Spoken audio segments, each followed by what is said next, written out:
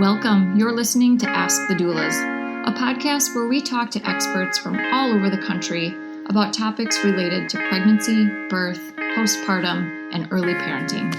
Let's chat. Hello. This is Kristin with Ask the Doulas, and I am joined today by Elizabeth Andreyevskiy, and she is the owner and founder of Emotionally Healthy Legacy. She's a stress coach for moms and is also a podcast host of the Emotionally Healthy Legacy podcast. Elizabeth is a mom of 4 and is super passionate about mental health and emotional wellness and motherhood. She helps overwhelmed moms reduce the mental stress so they can respond with patience and calm toward their kids. She teaches proactive ways to be less stressed, prioritizing mom needs without guilt, and ways to regulate emotions when feeling triggered. Welcome, Elizabeth. I'm so happy to have you here. Thank you for this opportunity. So I would love to get into prioritizing your needs as a mother or a mom-to-be for our listeners who are newly pregnant without feeling any guilt.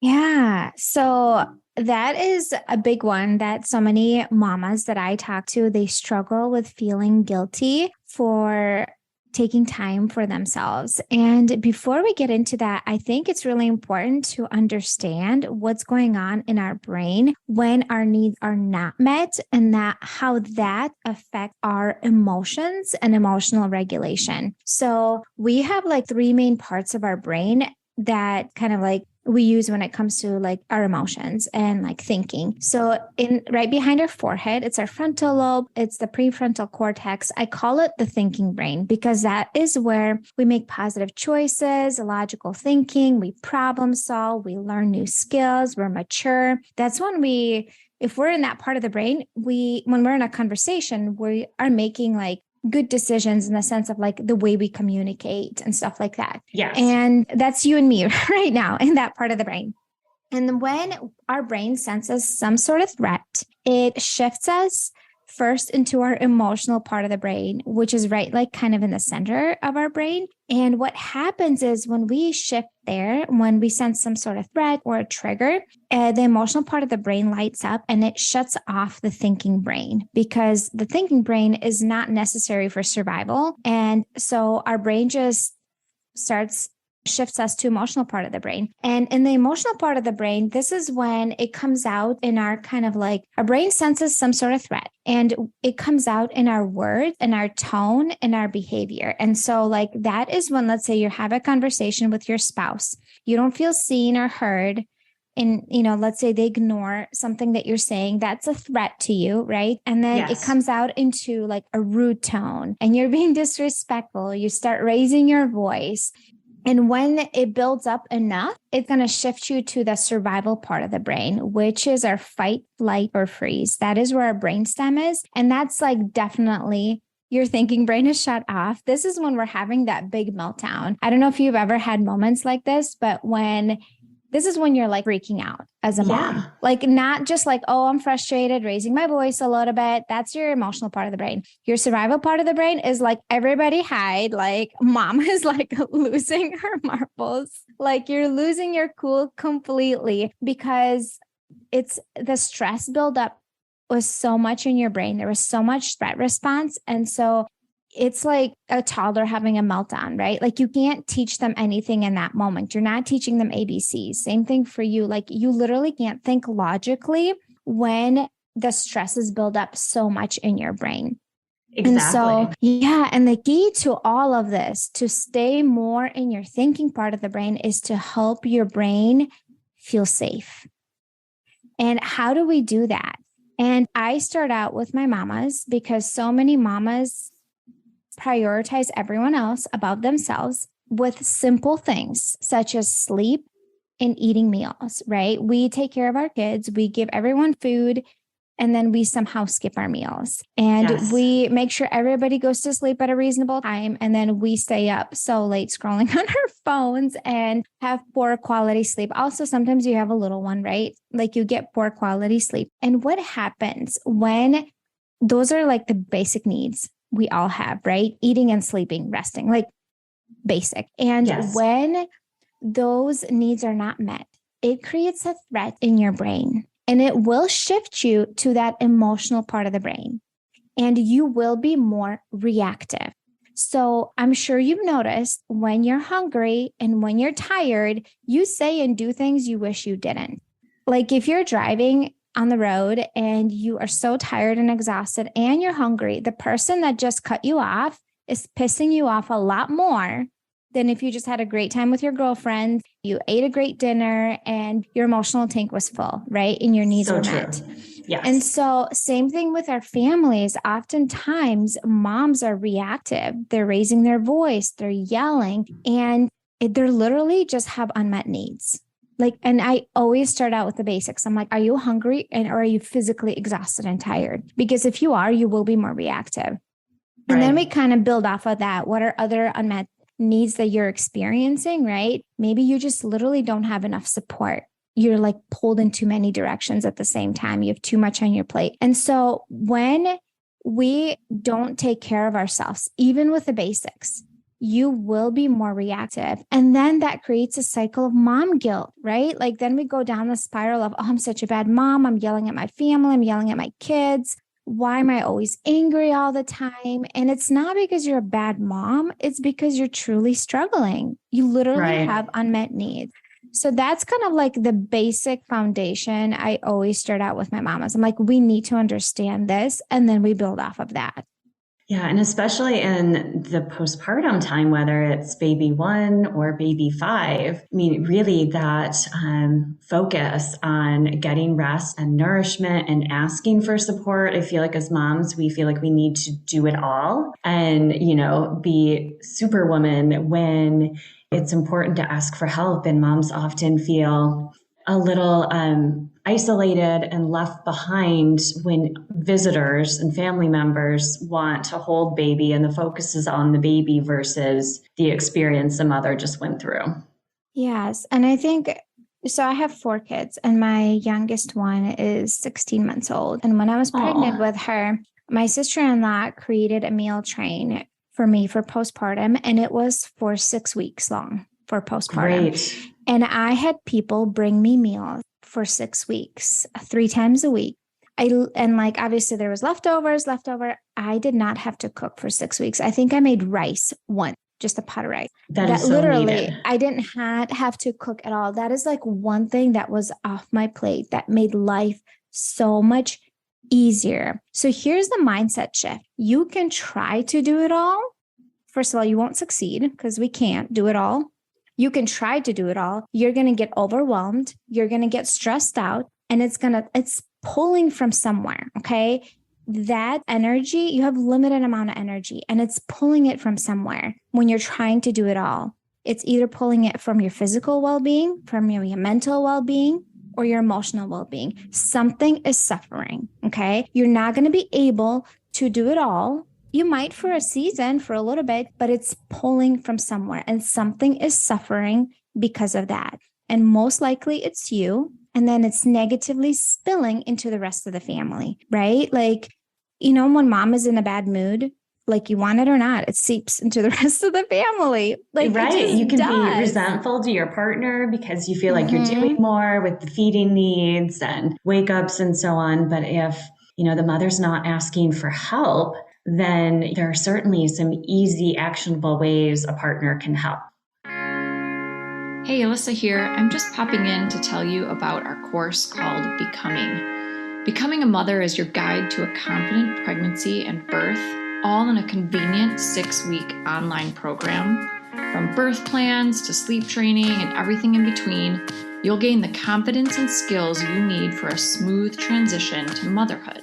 You'll get live coaching calls with Kristin and myself, a bunch of expert videos, including chiropractic care, pelvic floor physical therapy, mental health experts, breastfeeding, and much more. You'll also get a private Facebook community with other mothers going through this at the same time as you to offer support and encouragement when you need it most. And then, of course, you'll also have direct email access to me and Kristin, in addition to the live coaching calls. If you'd like to learn more about the course, you can email us at info@goldcoastdoulas.com or check it out at thebecomingcourse.com. We'd love to see you there. I think that's like the biggest thing is shifting the mindset and being like, I'm asking for help to support myself and to make things easier. That's the reason. I could do it all, but I'm choosing not to. I'm asking for help to support myself and to make life easier, and have that conversation with your spouse or family members or friends that are around you in your life. Like, and here's the thing. Oftentimes we have these conversations with our partner when we're already overwhelmed, when we're already stressed out and we're super heated. And we're like, you never help me with anything. You always spend time on your phone. And so that's when we're emotionally charged, right? Our thinking brain is shut off and we say things we regret. So my suggestion for you is to have a conversation with your partner outside of a heated moment and be like, hey, look, I really need extra help and support right now. Would you please take over with the other kids and like put them to bed in the evenings? Or would you please take over with the meals and make dinner, or like whatever it is? Like, actually, and I heard this tip from like a marriage book, not could you, because yeah, I could not, but right. Would you please support me and help me out? I feel overwhelmed and stressed out. I feel like I need a little bit extra rest. Otherwise, I'm yelling at everybody and I don't want to do that. I don't want to be that mom. Would you please help me out? And give them like a tangible thing to do. Cause like people are like, oh, okay, how can I help you? And I'm like, okay, you can take my kids out to a park. Right. When people postpartum ask you like, oh, reach out if you need any help. I'm like, here's the meal train link. You can sign up over here. You can bring me a meal and you can take my kids out to a park next week. Which day works best for you? Like, yes. I am like always like, if somebody offers help and I'm like, I'm going to take them up on it. Why try to like push through and overwhelm myself and stress myself out if I can make things easier? And my kids are going to have a great time at the park versus being like stuck at home, probably watching screens or something when you're healing postpartum. Exactly. And taking care of the baby and dealing with nap time. It's wonderful. So I feel like friends and family members want to help, but unless they're given, specific requests, then they feel like they've made an ask and they're waiting. So otherwise, you're just feeling isolated and overwhelmed. And so I love your focus on really, setting up some strong communication between couples. And how do you, again, as you're working with coaching clients, what are your tips for pregnant moms to really ask for help before a baby's born and they're in that overwhelmed stage?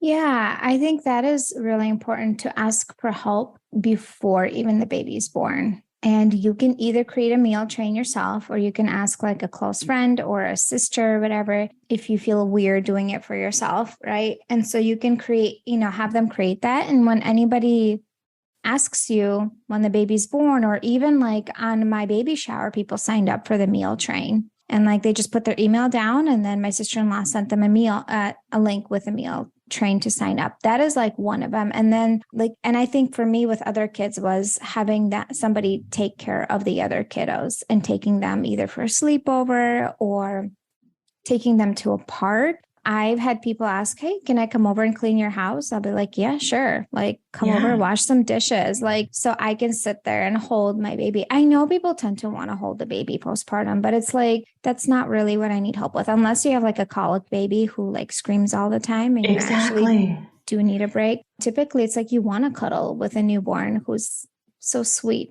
Precious. Oh, makes me want to have another one. They're so cute in that stage. I absolutely love it. I actually had a postpartum doula with one of my births, and it was really hopeful. She was able to just like do some basic things around the house. She ironed some of my husband's dress shirts because he used to be a flight attendant, and he was gone a lot. And so that's one of the things she helped with, ironing the shirts. She washed the dishes. She went outside and played with the other kiddos. It was super helpful for me because and she was even there for that emotional support that I could talk to her and just literally share my birth story or talk about how I'm overwhelmed, just having someone to listen to you. Like, that's it. Yes. Just it's being so important. there. Like, and so that was like also like super helpful for me. And yeah, like just getting over the mindset block of that it's a weakness asking for help and seeing it as like a way to support yourself and to make things easier on yourself. Yes. You can do like also instant cart pickup or like delivery, right? Like that's easier than like going to the grocery store. Exactly. Especially during COVID and flu and RSV season, to take a newborn to the grocery store, definitely get the delivery service. Why put yourself through that? Like legit. Right. Why do that if you can make things easier, you know? And like my mom would be like, "Oh, I'm going to Costco. Do you need anything?" I'm like, "Yeah, can you grab these 3 things and then just, Venmo the money or give her cash next time you see them." So like saves you a whole trip. Exactly. Great tip. And I'm all about registering for services, again, like a postpartum doula that you mentioned, or a meal delivery service, having pre-made meals, a housekeeper, just some actionable, the diaper services, whatever it might be. And those are amazing gifts for new moms, by the way. Yes, because then you don't get, I feel like people tend to shop off the registry, or you register for things you don't need until a baby's like 1 and beyond and in the walking and crawling stage. So then you have extra clutter and things in your home that you don't necessarily need. So I'm all about, services and things that can make a difference versus having more things to clog up your house. Yes, for sure. So what, as far as working with you, what would that look like for our listeners? Yeah, thank you for asking. So I have a coaching program. It is called Be Less Stressed. And in my coaching program, we start out with like figuring out the root of your stress, like getting down to the basics first. Like, why are you stressed out and overwhelmed? And like learning how your external behavior is actually mirroring internal struggle. I teach you how to prioritize your needs without having any mom guilt. We talk about how to release stress out of your body, like because some stress collects in our body if we don't release it in our mind. Healthy ways to release stress and process stress, how to say no to things that drain you, how to delegate to like save energy. How to reduce the stimulation that causes like sensory overload, importance of like calming your nervous system. And because when our nervous system is overloaded, that's also another reason why we tend to react. Sometimes we do have met needs, our needs are met, but we just have so much sensory overload and our nervous system is so tense. So teaching the strategies how to calm your nervous system and lift your mood when you're like in a funk and you're just feeling kind of low, rewiring your brain to like respond in a positive way. So many times we just react in a certain way. We've been doing it for years, but we notice that that's not how we want to be with our kids anymore or with our spouses, because our kids are starting to repeat our patterns, right? And so we want to respond more in a positive way, just to rewire your brain to respond in a positive way when you're triggered, when you feel like you're about to blow up. Like, what do you do in moments like that? And like communicating your emotions and your needs with your family members and kind of like asking for that support. A lot of my program is shifting the way you think and creating like healthy habits that support you in your life right now, in your season in life right now, that support your mental and emotional well-being. So then you can show up as that best self for your family. And then, that's what my coaching program is for. And I'm your support system. I'm your mentor. I'm your guide. I'm making sure I'm checking in with you. You're doing the work and not just listening and not implementing anything. So love it.